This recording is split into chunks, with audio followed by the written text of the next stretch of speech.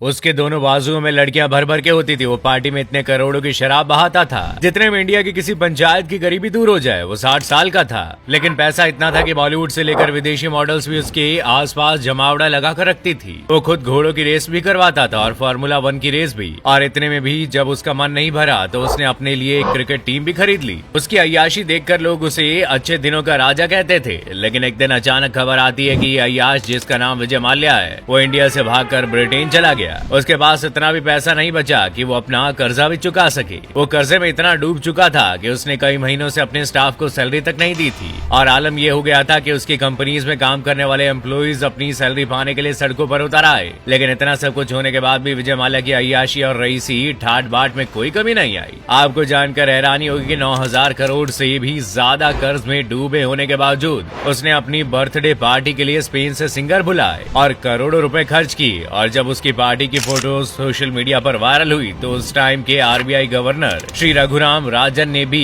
ये कह दिया कि जो व्यक्ति करोड़ों पैसे लुटाकर ऐसी पार्टियां कर रहा है वो देश की जनता का मजाक बना रहा है। लेकिन विजय माल्या को कहां इन सब चीजों से फर्क पड़ने वाला था। उसके दिमाग में तो शायद कोई और ही प्लान चल रहा था। एक दिन अचानक अपना सारा बोरिया बिस्तर समेटकर वो गायब हो गया। जिन बैंकों से उसने कर्जा लिया था उन सभी को चूना लगाकर वो भाग चुका था। कहा तो ये भी जाता है कि वो देश के वित्त मंत्री को बताकर निकला था, लेकिन इस बात में कितनी सच्चाई है ये कहा नहीं जा सकता। उसके नाम पर एक लुकआउट नोटिस भी निकाला गया था, लेकिन वो नोटिस भी उसे भागने से नहीं रोक पाया। वो दिल्ली से भागा और जैसे ही लंदन पहुंचा उसने ये ऐलान किया कि वो अपने घर वापस आ चुका है। अब सवाल ये आता है कि विजय माल्या की लाइफ में सब कुछ अच्छा था, इतना बड़ा बिजनेस उसके हाथ में था, तो फिर वो ठग कैसे बना? और सबसे बड़ी बात कि वो बैंकों को चूना लगाकर फरार कैसे हुआ? इस बात को समझने के लिए आपको लगभग 17 साल पीछे जाना होगा। बात है सन 2005 की, जब यूबी कंपनी के मालिक विजय माल्या ने एयरलाइन सेक्टर में उतरने का फैसला किया। और इसके लिए विजय माल्या ने प्रीमियम ब्रांड की एयरलाइंस बनाई जिसमें पैसेंजर्स को बाकी एयरलाइन से अलग सुविधाएं देने का वादा किया गया। उस टाइम विजय माल्या के दिन अच्छे चल रहे थे। किंगफिशर खूब मुनाफा कमा रहा था, इसलिए माल्या ने पेरिस के एक इंटरनेशनल शो में एक साथ 50 एयरबेस खरीदने की बात कही। साल 2007 में किंगफिशर एयरलाइंस ने एयर डेकन को 550 करोड़ में खरीदा। असल में विजय माल्या ने इस बिजनेस में अपना पैसा नहीं बल्कि बैंक से लिए हुए लोन के पैसे लगाए थे, जिस पर वो अच्छा खासा ब्याज भर रहा था। और खुद इस कंपनी से सालाना 33 करोड़ 46 लाख रुपए की सैलरीज लेता था,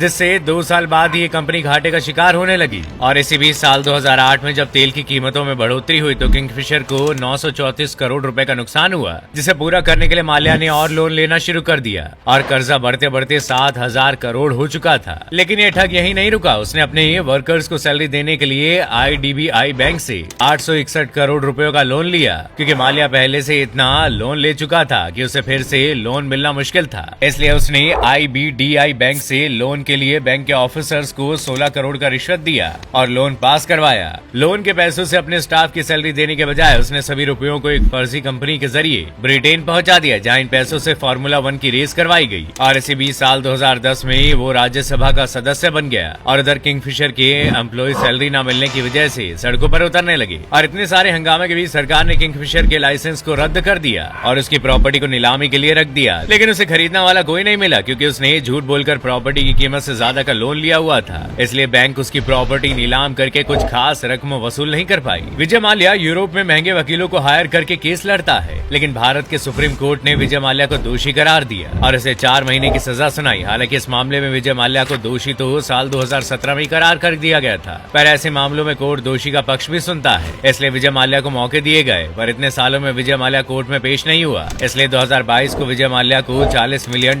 जो उसने विदेशी खातों में ट्रांसफर किए थे उन्हें भी लौटाने का निर्देश दिया गया। अब विजय माल्या के पास से पैसा कब लौट कर आता है ये तो वक्त ही बताएगा। लेकिन जाते जाते आपके लिए एक सवाल कि विजय माल्या इतनी बड़ी ठगी कर पाया, इसमें सबसे बड़ी गलती किसकी थी? और बैंक अधिकारियों की, जो किसी गरीब को 10,000 का लोन देने के लिए इतने सारे कागज चेक करते हैं जैसे वो इंडिया का नहीं पाकिस्तान का नागरिक हो, या फिर उस सरकार की जिसके पास इतनी सारी पुलिस है फिर भी माल्या देश छोड़कर भाग गया।